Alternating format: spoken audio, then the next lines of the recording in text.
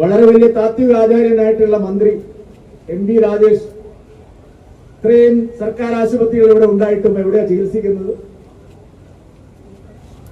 നമ്മുടെ വ്യവസായ മന്ത്രി രാജീവ് എവിടെയാ ചികിത്സിക്കുന്നത്? ഈ വീണ ജോർജ് എവിടെയാ ചികിത്സിക്കുന്നത്? കേരളത്തിലെ എല്ലാ മന്ത്രിമാരും മുഖ്യമന്ത്രിയും എല്ലാവരും സർക്കാർ ആശുപത്രികളിൽ പോകുന്നേയില്ല.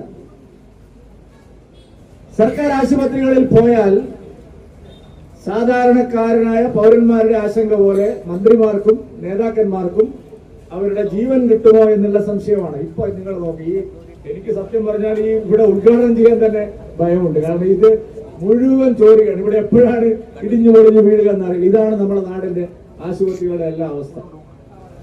ഡോക്ടർമാരില്ല, ഗുരുതരമായ പ്രശ്നമാണ്. ശൈലജ ടീച്ചർ, നമ്മുടെ കണ്ണൂരുകാരി ടീച്ചറമ്മ ആരോഗ്യമന്ത്രി ആയിരുന്നപ്പോൾ വലിയൊരു പ്രഖ്യാപനം നടത്തി. സർക്കാർ ഡോക്ടർമാരുടെ സ്വകാര്യ പ്രാക്ടീസ് അവസാനിപ്പിക്കും. സർക്കാർ ഡോക്ടർമാർ ലീവ് എടുത്ത് സ്വകാര്യ പ്രാക്ടീസ് ചെയ്യുന്നതിനെതിരെ ശക്തമായ നടപടിയെടുക്കും.